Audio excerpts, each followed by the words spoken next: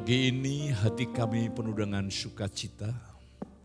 Hati kami penuh dengan ucapan syukur untuk berkat yang Tuhan siap curahkan pagi hari ini.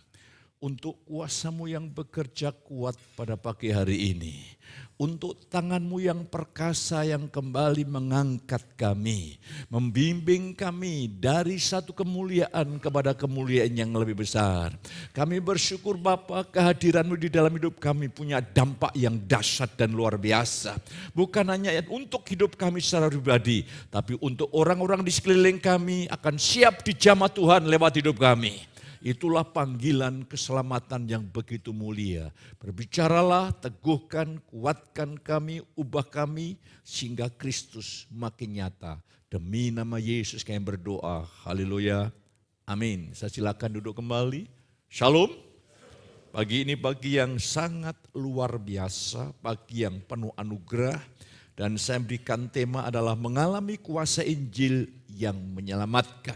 Ini penting. Jadi kita selama ini mendengar tentang Injil kasih karunia, tapi bagaimana saudara mengalami secara real, secara nyata, saudara mengalami perubahan, keluarga saudara mulai diubahkan, semua sekeliling kita mulai diubahkan. Inilah kehendak dan ketetapan Tuhan, katakan amin. Kita akan baca bersama-sama karena Roma 8 itu adalah puncak dari segala puncak isi Injil. Ini luar biasa, isi Injil itu lengkap. Dan mari kita akan baca di dalam kitab Roma pasal 8 ayat 1 sampai yang keempat.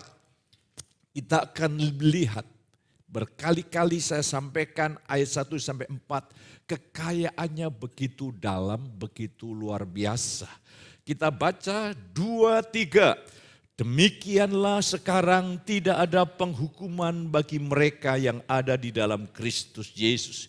Roh yang memberi hidup telah memerdekakan kamu dalam Kristus dari hukum dosa dan hukum maut. Sebab apa yang tidak mungkin dilakukan hukum Taurat karena tak berdaya oleh daging, telah dilakukan oleh Allah dengan jalan mengutus anaknya sendiri dalam daging, yang serupa dengan daging yang dikuasai dosa karena dosa. Ia telah menjatuhkan hukuman atas dosa di dalam daging, supaya tuntutan hukum Taurat digenapi di dalam kita yang tidak hidup menurut daging tetapi menurut roh. Ini sesuatu yang sangat luar biasa, sesuatu yang sangat ajaib. Inilah isi inti Injil yang begitu lengkap, yang akan menghasilkan sebuah kehidupan yang saya yakin hari ini Tuhan akan merubah hidup saudara. Ya. Semua nanti yang kau lakukan didorong oleh motivasi yang benar. Motivasi kasih dan ucapan syukur. Mengapa banyak orang Kristen kehilangan sukacita di dalam ibadah, kehilangan spontanitas dalam ibadah, kehilangan sukacita di dalam doa. Pagi ini Tuhan menjawab. Sehingga betul-betul dan kita kehilangan sukacita, kita kehilangan gairah di dalam menjalani hidup ini. Hidup ini sangat luar biasa. Hidup ini sebetulnya amat sangat menggairahkan bagi orang yang percaya.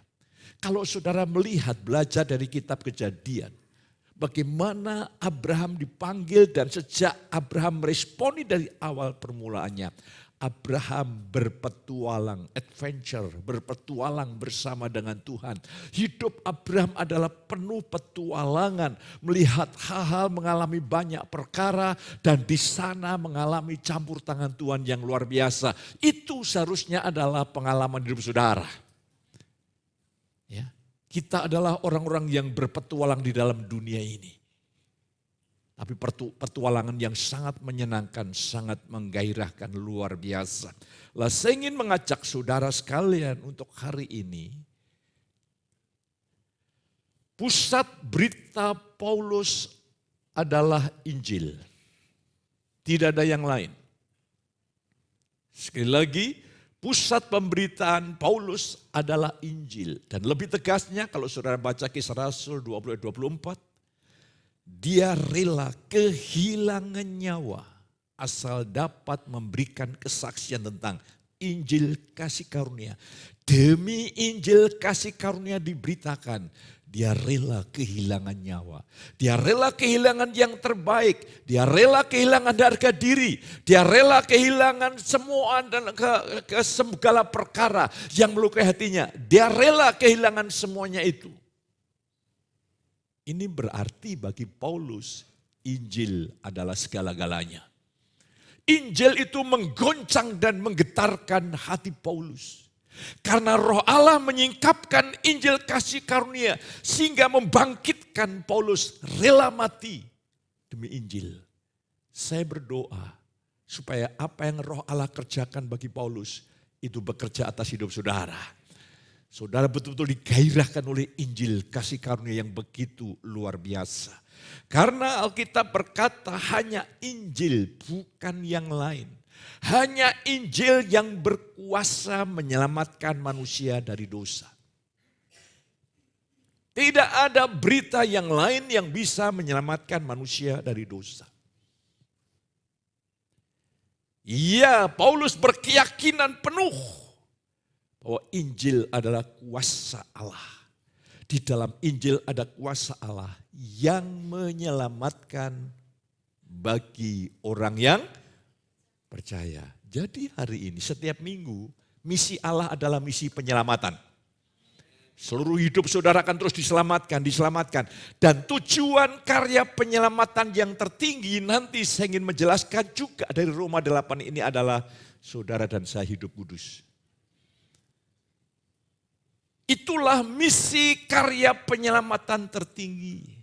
Sehingga genaplah firman-Nya Allah yang berkata, kuduslah kamu sebab aku, kata Allah, adalah kudus. Tapi mari kita melihat semuanya. Bagaimana Allah merenda perjalanan rohani kita yang luar biasa. Saya ingin mengajak saudara untuk dapat memahami dan mengalami keselamatan dari Injil. Maka saudara harus mendengar Roma 8 ayat 1 sampai 4 ini. Ini puncak inti Injil. Saya mendorong saudara untuk membuka hati. Saya akan berdoa supaya saudara tidak puas dengan keberadaan rohani saudara sekarang. Karena ada hal-hal yang luar biasa yang Tuhan sediakan bagi setiap saudara. Ada pengalaman-pengalaman yang spektakuler berpetualang bersama Tuhan, itu sangat luar biasa.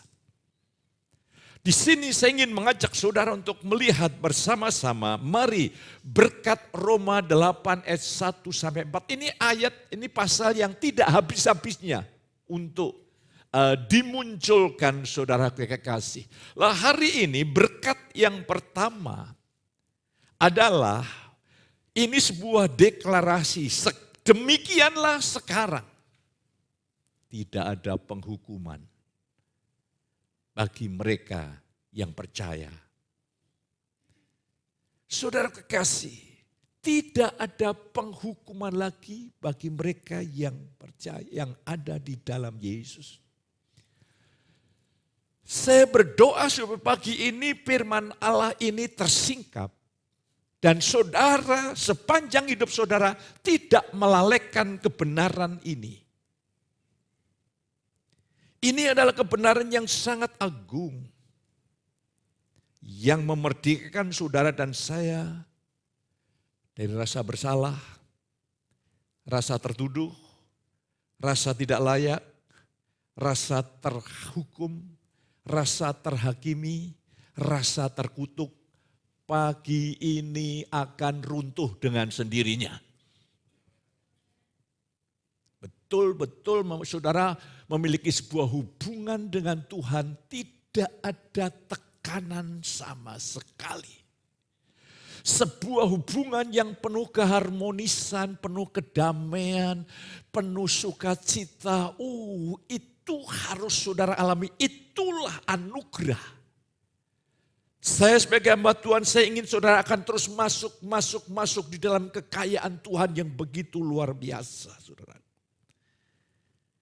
Mari demikianlah sekarang.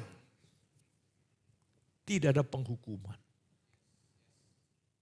Jadi mulai hari ini engkau tidak akan dihukum dosamu di masa lalumu. Di masa sekarang.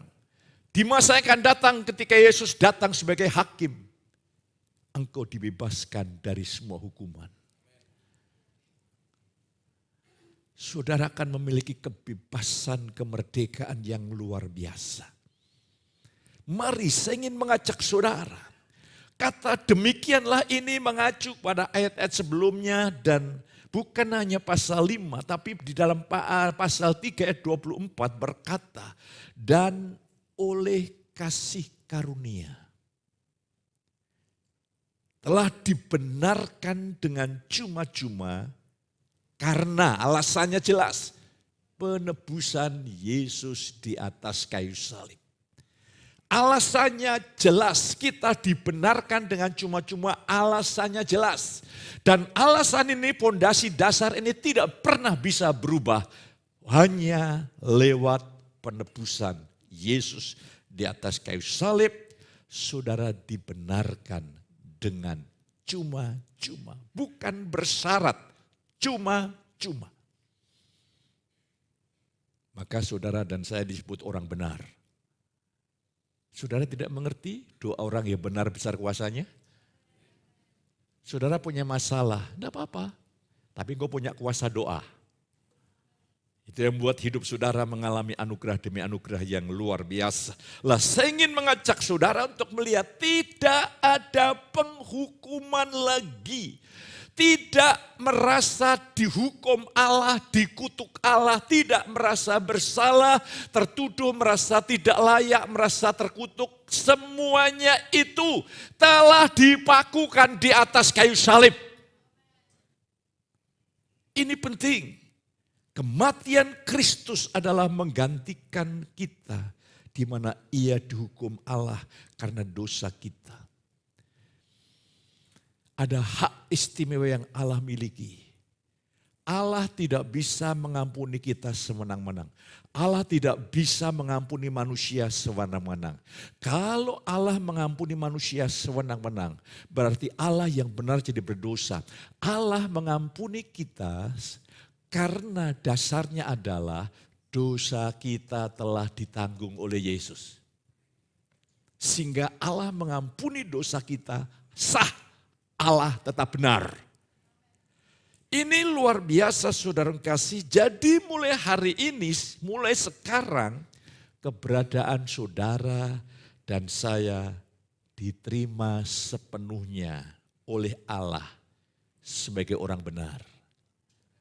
Haleluya. Katakan kepada sebelahmu, kamu orang benar. Haleluya. Jadi jangan ada yang ragu-ragu lagi ya datang kepada Tuhan. Jangan saudara sementara beribadah. Mengapa kita seringkali beribadah? Tidak ada spontanitas sukacita dalam doa, tidak ada spontanitas sukacita. Hanya karena kita tidak paham atau sudah paham melalaikan janji ini. Saya terus ingatkan diri saya sendiri, Putut, enggak ada penghukuman bagimu. Hubunganmu dengan Allah itu penuh damai. Tidak ada ketegangan lagi, penuh sejahtera. Oh, itu hidup yang sangat luar biasa, saudara kekasih. Dan hari ini konsekuensi jikalau saudara dan saya tidak paham atau melalaikan janji ini.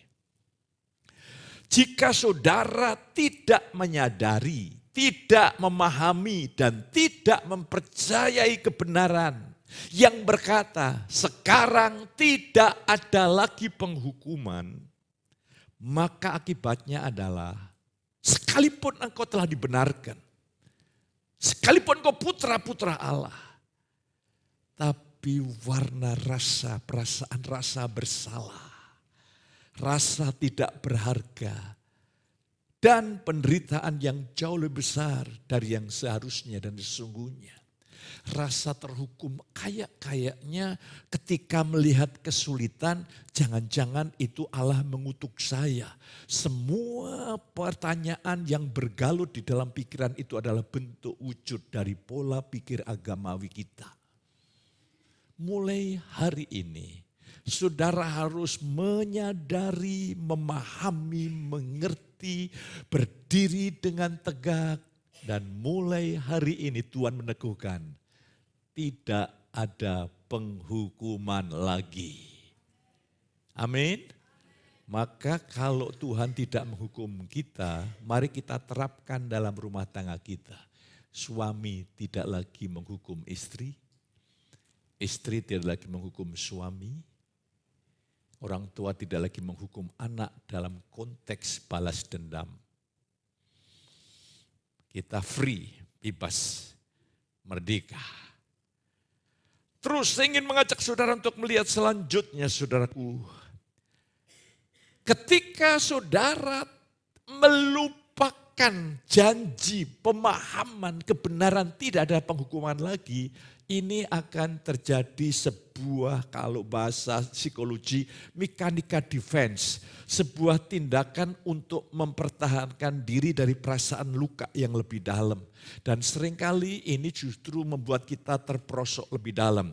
Saudaraku, ketika kita tidak menyadari pemahaman kita, tidak ada penghukuman lagi, muncul dorongan, seringkali banyak orang ingin membuktikan diri sendiri, terlalu peka dengan kritikan dan sikap membela diri, serta kurangnya keyakinan dalam hubungan dengan sesama. Jadi kita ini tidak merdeka gitu. Rasanya kurang layak gitu. Kurangnya sukacita dalam doa dan ibadah dan perilaku yang mencandu ya. Kayak ketagihan gitu sebetulnya itu sebagai reaksi dari rasa bersalah dan rasa tidak berharga. Yesaya mewakili kita hari ini berkata, engkau berharga dan mulia di mataku, kata Tuhan. Oh, haleluya. Berikan kesempatan hatimu pagi ini untuk menikmati perhentian Tuhan. Berikan kesempatan manusia batiniah saudara hari ini mulai mengalami kebangkitan yang besar. Engkau berharga dan mulia di hadapan Tuhan. Orang yang memiliki harga diri yang buruk, orang yang merasa diri tidak berharga, orang itu seringkali suka menghukum diri. Saudaraku, ketika saudara melakukan perilaku yang jahat, yang merusak, itu sebenarnya sedang menghukum diri. Tapi karena hari ini saudara dibebaskan dari rasa bersalah, rasa tuduh, saudara mengasihi diri. Katakan amin. Kalau engkau mengasihi diri, perlakukan yang terbaik kepada dirimu. Kadang-kadang tanpa sadar kita menghukum diri kita. Saya berdialog dengan diri saya seringkali begini, Putut, maafkan aku ya, kadang-kadang aku menuntut diriku terlalu keras. Maafkan aku memaafkan engkau, aku memeluk diriku oleh karena darah Yesus. Hubungan saya dengan diri sendiri rasa ada damai sejahtera. Dan saya tidak tergoda ingin menjadi orang lain. Saya menjadi saya seperti yang Tuhan maksudkan dan Tuhan rencanakan. Itu aman, saudara kasih. Di sisi lain, ketika saudara dan saya melupakan bahwa tidak ada lagi penghukuman, saudara dan saya memiliki motivasi yang kurang kuat ya untuk menjalani hidup yang kudus. Untuk melayani Tuhan, untuk hidup kudus, untuk beribadah, seringkali motivasi kita kurang kuat. Banyak orang motivasinya karena takut. Mengapa kamu melayani Tuhan? Saya melayani Tuhan supaya usaha saya tidak hancur. Supaya berkatnya tidak berkurang. Lah ini kan fokusnya diri sendiri. Tapi hari ini ketika saudara tahu pemahaman Allah tidak lagi menghukum dosamu sehingga membuang engkau ke neraka, maka motivasi saudara akan kuat. Motivasi saudara untuk taat, untuk melayani Tuhan, untuk menjalani hidup adalah dua hal ini. Motivasi kasih. Kalau sampai Yesus menggantikan saudara menerima hukuman yang harusnya kita terima, Betapa dalamnya kasih Tuhan, motivasi kasih dan ucapan syukur. Saya khotbah ini hanya karena kasih dan ucapan syukur. Tidak perlu ada beban dan tidak ada beban. Menjalani hidup, saudaraku menjalani hidup ini kalau hidup saudara penuh beban. Karena ini latar belakangnya. Saudara menjalani hidup sehari-hari ini akan begitu menyenangkan, menggairahkan. Karena hidup ini hanyalah mengasihi, penuh dengan kasih dan mengasihi Tuhan dan mengasihi sesama. Dan hidup penuh pengucapan syukur. Saudara kadang-kadang saudara tidak bisa bersyukur yang dari dalam ketika engkau bangun tidur pagi. Engkau tidak bisa bersyukur kalau engkau bisa menikmati sepiring makanan. Saudara lakukan semua itu hanya seringkali tugas. Saudara melayani hanya karena tugas. Ibadah karena tugas. Semua dilakukan karena tugas. Wah, itu bisa menyusahkan.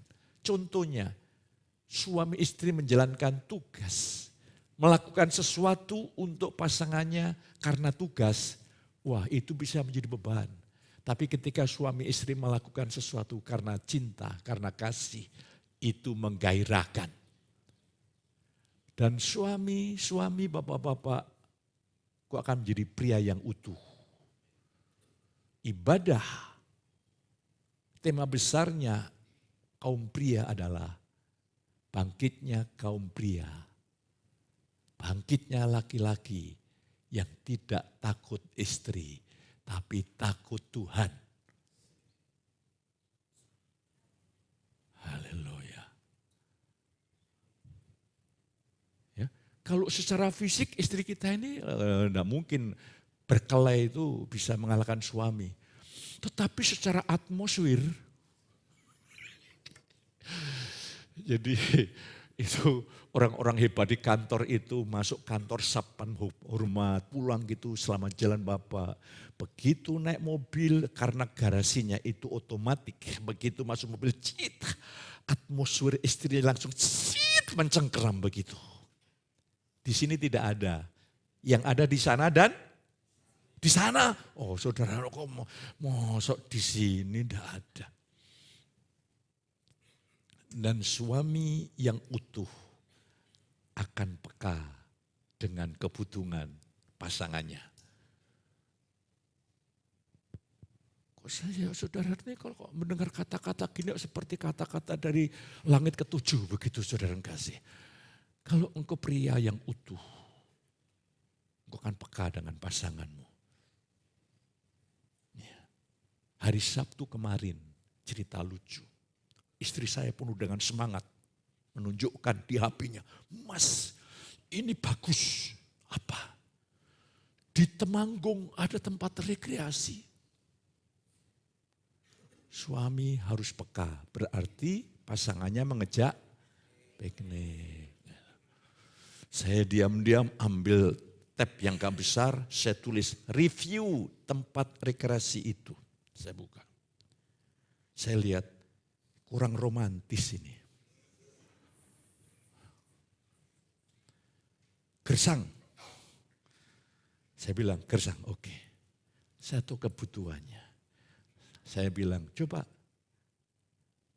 telepon salah satu tempat favorit saya. Tidak jauh, hanya di Tawangmangu. Tidak jauh saya bisa ke Queen Musik karena ada kebutuhan di sana. Saya ketemu adik ipar saya di Solo. Saya ketemu ada beberapa urusan. Sekaligus menyenangkan istri. Kok tidak ada amin ibu-ibu ini ditolong kok. Memang saudaraku senang ya disakiti suami? Kan tidak. Ya haleluya. Sederhana kan? Sederhana. Ya. Hari ini ketika ibu-ibu utuh. Ya. Ibu-ibu utuh karena tidak ada penghukuman. Saya percaya tidak ada ibu-ibu yang cerewet. Ya, cerewet itu artinya, ngomongnya tuh dari sisi pales gitu loh. Haleluya. Ya tidak ada. Orang yang ngomongnya pales, tawar itu karena ekspresi di dalam batin. Saya kasih kisah analogi yang sederhana. Kalau di plastik itu berisi amonia, ditekan bat, baunya kentut. Tapi kalau di dalam plastik ini berisi parfum yang mahal, ketika tertekan jet gitu bau wangi. Mulai hari ini bapak-bapak ketika bagaimana diskusi dengan istrimu kok tertekan, yang mengalir Kristus. Saudara kok tidak amin, ini menangkap atau tidak ini? Amin. Istri-istri yang tersinggung nanti yang muncul adalah Kristus. Itu kan kebutuhan real. Itu kan kebutuhan nyata yang kita butuhkan untuk menjalani hidup dan Tuhan menyediakan suplai yang tidak terbatas. Makanya hari ini semua yang kita lakukan karena kasih kepada Tuhan, kasih kepada sesama, karena ucapan syukur, bebanmu hilang. Bebanmu hilang pagi ini. Iblis mencoba menaruh beban-beban hilang pada pagi hari ini. Dan saudara pulang nanti luar biasa. Berangkat ke gereja, maksud suami sih baik, pegang tangan istrinya. Tapi pulang dari gereja hari ini, ketika tangan suami menyentuh tangan istrinya, dipegang erat. Dengan sebuah lagu, kemesraan ini janganlah cepat berlalu. Saudara gue kekasih, itu kan baik itu. Itu kan rohani. Rohani itu bukan saudara berdoa 10 jam di kamar. Rohani itu ya suami istri menikmati kebahagiaan, menikmati kasih sayang. Dan saya bisa berubah ini karena istri saya. Dan begini satu prinsip, besi menajamkan besi. Ibu-ibu, suamimu kok menjengkelkan? Yes, itu dipakai Tuhan untuk membentuk ibu-ibu. Nanti kalau ibu-ibu udah selesai, suamimu dirubah. Tapi kalau engkau sudah selesai dan pasanganmu masih nakal, diangkat Tuhan. Haleluya. Bukan maksud saya bukan menakuti seperti itu. Kadang-kadang seperti itu. Ya. Saya dulu bersama dengan istri saya itu, juga banyak tekanan-tekanan. Tapi setelah cara berpikir saya dirubah. Ternyata Tuhan pakai istri saya itu untuk membentuk saya. Begitu saya berubah, cara pandang saya berubah. Saya melihat istri saya berubah. Ya. Hal yang sama akan terjadi dengan saudara. Ini berkat yang pertama, tidak ada penghukuman. Semua yang kita lakukan bukan karena motivasi takut, tapi karena ucapan syukur. Oleh karena kasih. Luar biasa saudara kekasih. Kasih ini sangat menguatkan. Sekarang berkat yang kedua. Ya. Sebelum berkat kedua. Ini suami istri ini saya berkepentingan sekali. Karena Allah tidak membentuk gerejanya dulu, Allah yang dibentuk keluarga. Adam dan Hawa diberkati di Taman Eden. Jadi keberadaan gereja untuk memulihkan kembali rumah tangga. Mungkin istrimu kurang respect, kurang hormat, tanda kutip mengutuk. Memberontak. Barangkali suami-suami kok tidak jujur dalam keuangan. Harus jujur dengan keuangan. Transparan. Terbuka. Istri itu tidak minta banyak kok. Istri hanya tahu berapa jumlah uang suaminya untuk apa.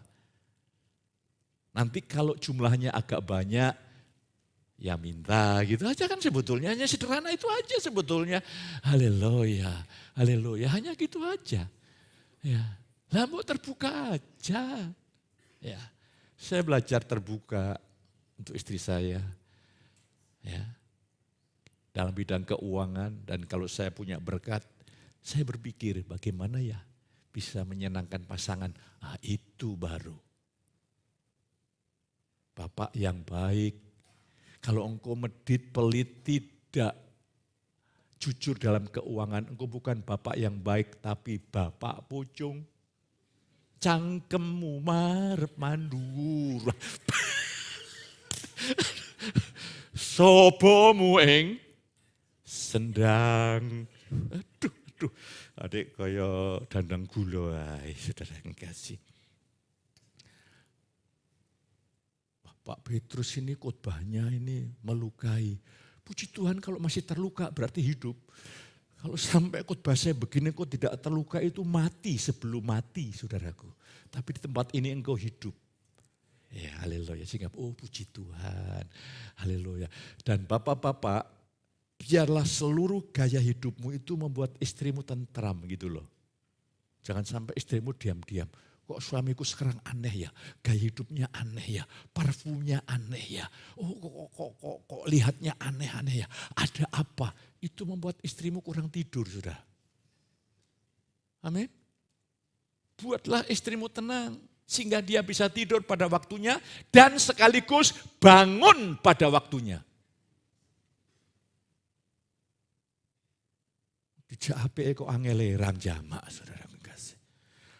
Poin ini penting sekarang, berkat yang kedua adalah saudara dan saya kita dimerdekakan dari hukum dosa atau kuasa atau perbudakan dosa. Roh yang memberi hidup telah memerdekakan kamu dalam Kristus dari hukum dosa dan hukum maut. Roh yang memberi hidup ini adalah kuasa roh Tuhan yang mengatur hidup saudara dari dalam hati, yang menggiatkan saudara. Ketika engkau percaya hari ini hal ini terjadi, maka roh Tuhan akan memerdekakan engkau dari dosa. Dari pikiran dosa, keinginan dosa, kebiasaan dosa. Dari dalam hati kita roh Allah mulai memerdekakan kita dari hukum dosa. Engkau tidak lagi bergulat dengan dosa. Sampai saudaraku memiliki keyakinan dosa tidak lagi berkuasa. Saya hanya meyakini saja. Saudaraku sekarang ini susah, dunia ini sudah susah. Dunia ini secara moral udah hancur berantakan. Oh kamu harus jadi suami yang saleh, harus menjadi istri saleh. Maunya mah saleh. Tapi bagaimana kita melawan hukum dosa? Kecuali pekerjaan Roh Kudus tidak mungkin bisa terjadi. Tapi hari ini sekali-kali mengapa Roh Tuhan tidak bekerja? Seringkali saudara tidak mempercayainya atau tergoda mengandalkan diri sendiri. Percayalah, Tuhan akan merombak kebiasaan-kebiasaan dosa, kesukaan-kesukaan yang tanda kutip tidak jelas, saudaraku. Semuanya akan dikerjakan oleh Roh Allah, membebaskan dari dalam, memerdekakan dari dalam.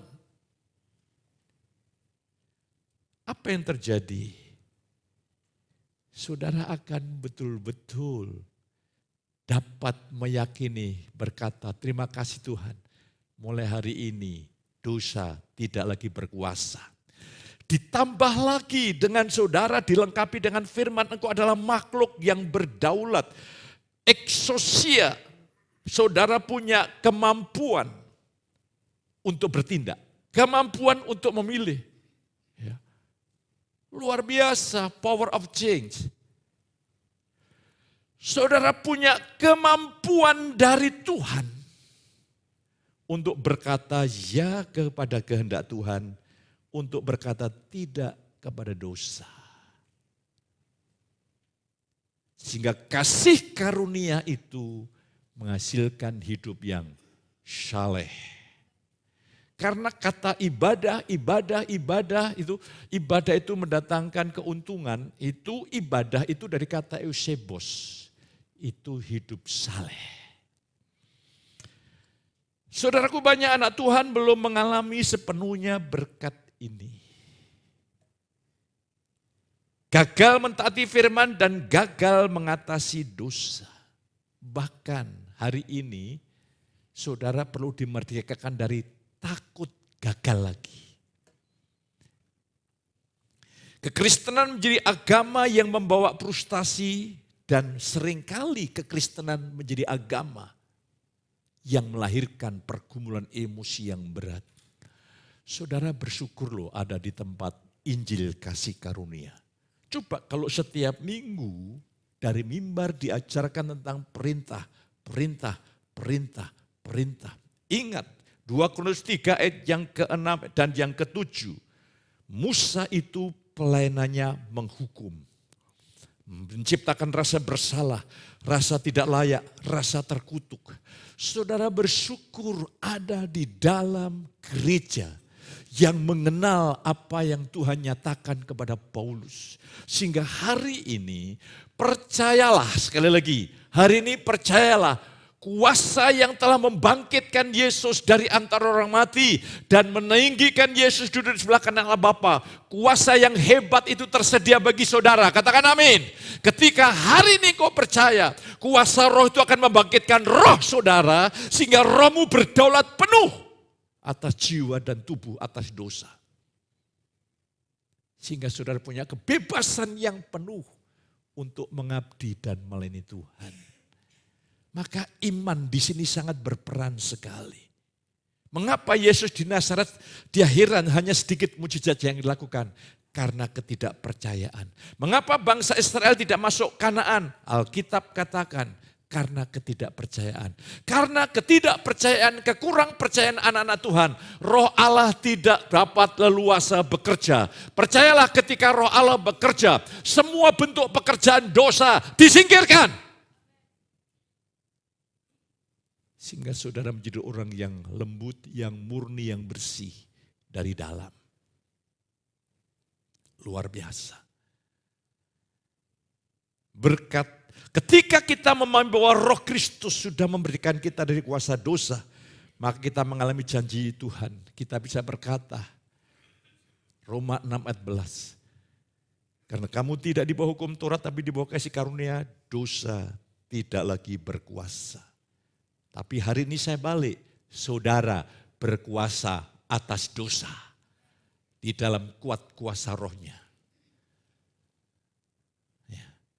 Mungkin dosa itu bukan dosa yang tidak ada sanksi sosialnya. Dosa yang tidak ada sanksi sosialnya dan ini cukup besar adalah dosa mementingkan diri sendiri. Karena itu ditulis Paulus sebagai buah kedagingan. Dan orang yang mementingkan diri sendiri itu orang yang tanpa sadar memanfaatkan Tuhan, memanfaatkan berkat anugerah kekayaannya hanya untuk kepentingan diri. Belajarlah minta kuasa Roh Kudus, engkau bisa menyangkal diri dan bergantung bersandar kepada Tuhan. Maka saudara akan menikmati janji Tuhan yang sangat luar biasa. Berkat yang ketiga adalah luar biasa. Sebab apa yang tidak mungkin dilakukan hukum Taurat karena tak berdaya oleh daging, ya, tidak ada seorang pun yang dibenarkan melakukan hukum Taurat itu maksudnya telah dilakukan oleh Allah dengan jalan mengutus anaknya sendiri dalam daging yang serupa dengan daging yang dikuasai dosa karena dosa. Ia telah menjatuhkan hukuman atas dosa di dalam daging. Jadi saya ingin mengajak saudara, kematian Kristus di kayu salib itu adalah jalan baru. Jalan kasih karunia untuk manusia beroleh pembenaran atau menjadi benar di hadapan Allah. Kalau di dalam hukum perjanjian lama, orang bisa hidup benar di hadapan Allah kalau melakukan hukum Taurat. Dan prinsip hukum Taurat, saudara bisa melakukan 9, melanggar salah satu, engkau diperhitungkan melanggar semuanya. Begitu membebani, makanya gereja yang tidak ada di bawah hukum kasih karunia, di bawah hukum Taurat, itu jemaatnya penuh rasa bersalah, rasa tuduh, rasa tidak layak, pasti imannya hancur. Bersyukurlah di tempat ini, saudara kekasih. Dalam prinsip hukum Taurat adalah siapa yang melakukannya. Tapi dalam prinsip kasih karunia, siapa yang percaya kepada Kristus. Lewat penebusannya kita dinyatakan benar. Haleluya, ini berkat yang luar biasa saudara kekasih. Kita dibenarkan hanya karena Kristus. Hubungan kita penuh kebenaran di hadapan Allah, penuh damai, penuh sejahtera. Dan inilah yang bisa membawa orang mengalami kemerdekaan dari hukum dosa dan hukum maut, sekaligus hidup dalam kekudusan. Nanti saya ingin menjelaskan. Ini berkat yang terakhir, berkat yang keempat. Saudara kekasih adalah kita diberi kesanggupan untuk hidup melakukan kehendak Tuhan. Ayat 4 berkata begini, jadi ayat yang ketiga ini jawaban dari ayat yang pertama. Di mana Tuhan berikan jalan keluar bahwa Allah itu benar, dan untuk bisa benar di hadapan Allah harus standarnya itu benar seperti hukum Taurat katakan. Tetapi jalan baru adalah ketika engkau percaya dinyatakan benar. Dan di sini kita akan lihat ini dasar untuk saudara dimampukan melakukan kehendak Allah. Supaya tuntutan hukum Taurat digenapi di dalam kita yang tidak hidup menurut daging tetapi menurut roh. Ya. Di dalam terjemahan King James, yang tidak hidup menurut daging tapi menurut roh itu ada di dalam ayat yang pertama. Itu kurang penempatannya. Yang paling tepat di ayat yang keempat ini. Jadi saudara kekasih, saya ingin mengajak saudara pada pagi hari ini bahwa tuntutan hukum Taurat itu kan membawa umat untuk kudus. Kudus itu artinya khusus. Bagaimana hubungan kita dengan Tuhan? Jangan ada padamu ilah lain. Berarti Tuhan menjadi tempat yang utama. Terus selanjutnya adalah hubungan dengan sesama. Jangan membunuh, jangan membenci, jangan mengingini milik orang lain. Berarti ketika engkau hidup dalam kasih, engkau sekaligus melentaati hukum Taurat. Jangan milikin mobil orang lain, jangan mengingini rumah orang lain, jangan mengingini istri orang lain.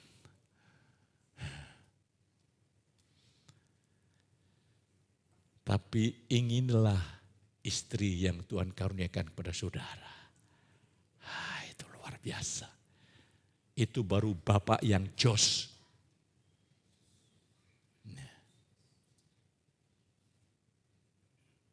Kasih karunia memfasilitasi untuk itu semua. Jadi, saudara hanya bisa hidup kudus, hidup benar ketika engkau hidup menurut roh. Ini tujuan kasih karunia itu di sini ini akarnya. Supaya saudara makin segambar dengan Yesus. Begitu mulia, agung, murni, bersih, suci, ilahi. Akar kegagalan anak Tuhan adalah mereka percaya bahwa mereka dibenarkan hanya karena iman. Inilah kebanyakan gereja. Setelah itu mereka berusaha hidup sempurna dengan usaha dan kekuatan diri. Ini kebanyakan orang percaya tersandung di sini. Kalau saudara ingin mendalami, belajar Galatia 3:3. Kamu telah memulai dengan roh, mengakhiri dalam daging. Itu artinya gini, kamu telah diselamatkan oleh kasih karunia, tapi sekarang kamu berusaha sempurna di hadapan Allah, menyenangkan Tuhan dengan berusaha mentaati perintah-perintahnya. Lah kalau begitu apa arti menyenangkan Tuhan? Saya berkata, Tuhan, aku tidak mau menyenangkan Engkau dengan berusaha kekuatan saya mentaati perintahmu. Tidak mungkin. Tapi sekarang hiduplah oleh roh. Artinya engkau tidak lagi mengandalkan diri, tapi menaruh, mengharapkan, percaya Yesus yang akan bekerja sendiri, baik di dalam kemauan saudara maupun kesanggupan untuk menyenangkan Dia dalam segala perkara. Rasul Paulus mengalami perubahan dari berkata, aku manusia celaka, berubah menjadi kitab Filipi. Aku cakap menanggung segala sesuatu di dalam Dia yang berikan kekuatan kepadaku. Di dalam Roma 7 bagaimana Paulus berusaha hidup dengan kekuatan diri sendiri, Tuhan mulai rombak dan dia berkata syukur kepada Allah oleh Yesus Kristus. Ketika Paulus bersyukur memandang Tuhan dan karya Tuhan, hidup oleh roh, dia berkata aku cakap menanggung segala sesuatu. Itu dibuktikan dia di penjara, menghadapi tantangan tekanan, dia tetap maju dan bisa mengakhiri pertandingan yang baik. Nah, hari ini saudaraku, ada harapan yang besar dengan hidup oleh Roh, saudara baru bisa taat. Ya, saudara bisa hidup kudus. Ya, bisa hidup yang luar biasa. Ya, bisa hidup yang indah. Nanti lama-lama manusia batiniah saudara ini makin dikerjakan oleh Roh Tuhan. Dan ketika Roh Tuhan mulai mengerjakan batin saudara, ketika engkau menyentuh dosa, itu rasanya itu kayak gemetar gitu. Tapi karena engkau sudah terpikat dengan dosa, lama-lama engkau menyentuh, getarannya mulai kurang. Dan akhirnya engkau menginginkan dosa. Dan itulah namanya dibelenggu oleh dosa. Hari ini perlu engkau ditahirkan kembali. Dan saudara punya gairah, kekuatan. Seringkali kita mulai mematikan hati nurani kita. Ini bahaya saudaraku. Kalau kita mematikan hati nurani kita, kita akan mendapatkan disiplin Tuhan lah. Hati nurani itu suara roh kita.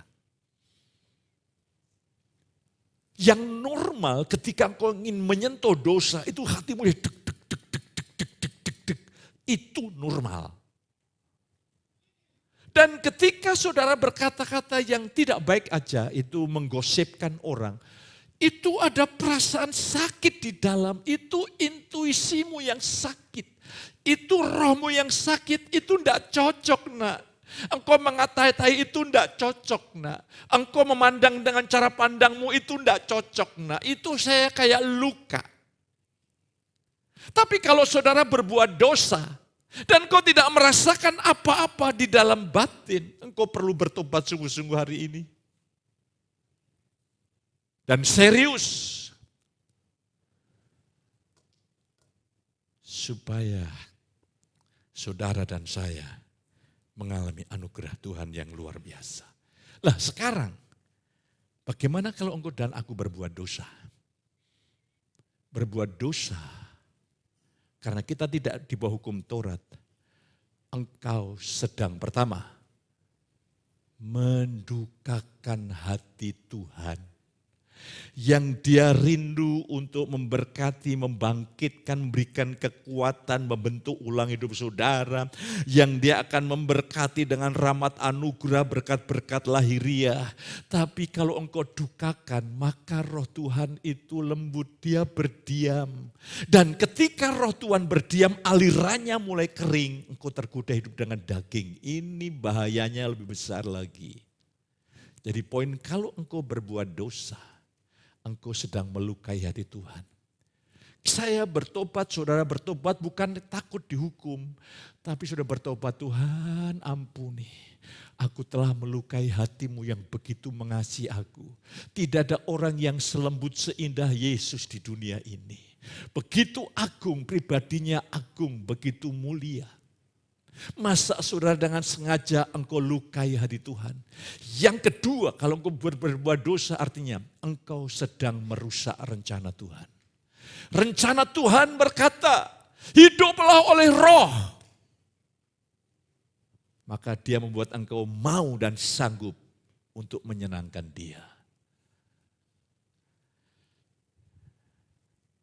Dan hidup saudara makin siap menjadi berkat bagi banyak orang.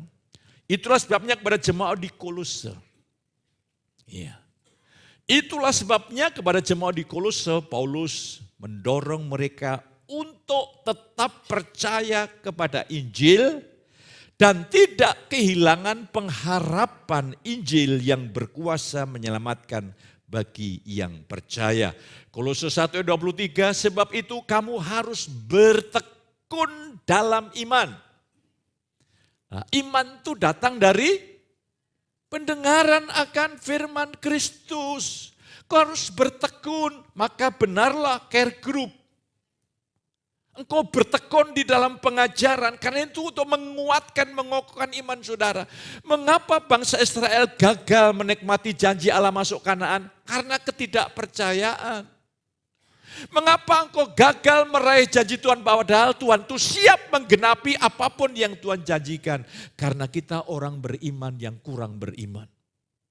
Sebab itu kamu harus bertekun dalam iman, tetap teguh dan tidak berguncang. Dan jangan mau digeser dari pengharapan Injil yang telah kamu dengar dan telah dikabarkan di seluruh alam di bawah langit. Dan yang aku ini Paulus telah menjadi pelayannya. Makanya Kolose pasal yang kedua itu Paulus mulai mengingatkan hati-hati dengan filsafat yang kosong. Semua di luar Injil adalah produk manusia. Produk Allah hanya Injil. Karena di dalam Injil bicara masalah Kristus menyelamatkan umatnya dari dosa. Berarti Tuhan ingin menyelamatkan kita dari perbuatan dosa. Otomatis Tuhan ingin menyelamatkan kita untuk hidup benar, hidup kudus. Ya. Jadi saudara, ini di Indonesia gereja yang paling diberkati. Kita dimampukan hidup kudus dan tinggal, luar biasa. Luar biasa, bersyukur saudara yang kasih. Dan pagi hari ini secara sederhana itu anugerah Tuhan. Itu Injil kasih karunia itu lengkap. Saudara, pertama diperdamaikan, tidak ada penghukuman di hadapan Allah. Luar biasa. Tapi tidak boleh berhenti sampai di situ. Kalau berhenti sampai di situ, saudara menjadi antinomianism. Akhirnya tidak di bawah hukum Taurat, bebas semuanya sendiri. Tidak. Tapi Roh Kudus Tuhan hadir dalam hidupmu, Roh Tuhan membebaskan, memerdekakan saudara dari dosa. Terus di dalam ayat yang ketiga Tuhan berikan jalan bagaimana mencapai pembenaran di hadapan Allah lewat percaya. Yang terakhir oleh kehadiran Roh Tuhan ketika engkau menaruh percaya yang kuat. Roh Allah akan membangkitkan, Dia yang telah membangkitkan Yesus dari tempat yang paling bawah. Yaitu di antara orang mati dan Yesus mengangkat Yesus naik sebelah kanan Allah Bapa. Dia akan membangkitkan rohmu ini sebetulnya sudah duduk di sebelah kanan Allah Bapa, itu posisinya. Tapi mengapa engkau izinkan menghayati hidup yang duniawi, yang lemah, yang diombang-ambingkan keadaan, dipermainkan oleh dosa, ditipu oleh iblis. Mengapa hari ini kuasa kebangkitan itu membangkitkan saudara sehingga manusia baru saudara, penuh otoritas, manusia baru saudara, berdaulat penuh. Dosa bisa menggoda saudara, tapi tanpa seizin saudara, engkau tidak tergoda. Engkau punya otoritas, kuasa untuk memilih. Dan hari ini, gambaran Kristus makin nyata daripada minggu kemarin. Dan gereja ini akan dilimpahi dipenuhi dengan anugerah Tuhan yang luar biasa. Doa saya adalah saudara tenggelam dalam Injil kasih karunia. Betul-betul paham mengalami keselamatan dari Injil. Saudara mengalami Injil yang menyelamatkan. Hari ini apapun permasalahan saudara. Atau mungkin ada masalah yang menggelisahkan saudara. Dan engkau berdoa Tuhan tidak menjawab-jawab. Sebab yang diselesaikan bukan masalahmu. Yang menjadi akar permasalahan itulah diri saudara sendiri. Lah akar permasalahannya kita ini manusia baru tapi bergantung diri. Kita dibenarkan karena anugerah tapi kita ingin hidup sempurna dengan kekuatan diri sendiri. Jadi sekarang jangan salahkan orang lain. Orang lain diizinkan Tuhan dan proses yang paling indah, paling mulia, paling agung, paling besar. Yaitu proses ilahi yang terjadi di dalam keluarga. Saudara mungkin mengeluh, Pak, istri saya kan kok cerewet. Istri cerewet aja suaminya masih bandel. Tapi di sini enggak, di sini semua suami baik-baik semua. Apalagi nanti kalau ikut ibadah, suami-suami jos gitu. Saya bisa bayangkan nanti ibadah bapak-bapak itu ibadah yang real. Jadi di sana ada ahli hukum, ada ini itu. Jadi kalau ada masalah konsultasi hukum, nah bisa ditangani tim, ada yang ahli begini. Itu banyak nanti nanti dipadukan di sana sehingga bisa terjawab lewat komunitas kaum bapak-bapak. Jangan kalah sama komunitas sepeda. Komunitas trail. Ya, itu komunitas yang agung sehingga kaum bapak aman.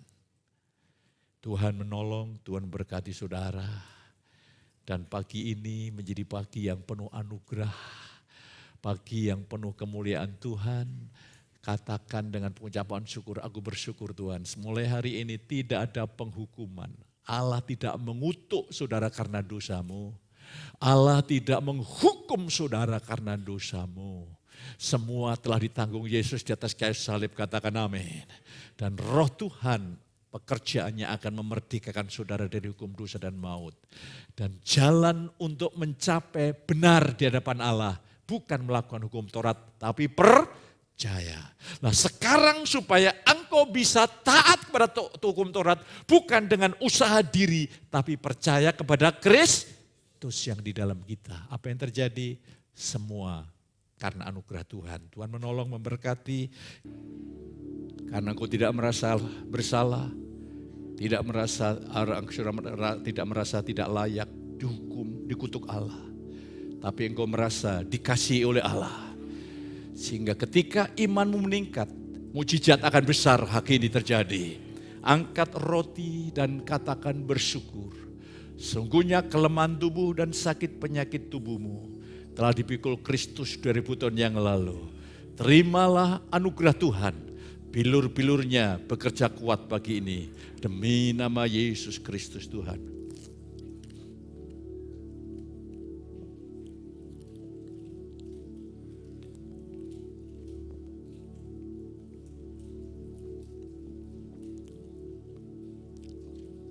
Cawan perjanjian baru adalah meterai.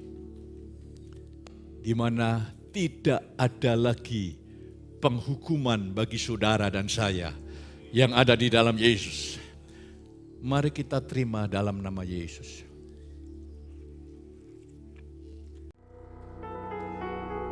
Apa yang menjadi milik Allah Bapa adalah milik saudara. Terimalah dengan iman bahwa Allah telah memuaskan hasrat hatimu untuk selama-lamanya. Terimalah dengan iman, dengan keyakinan. Angkat tangan saudara, pulanglah dengan bawa berkat yang berlimpah-limpah.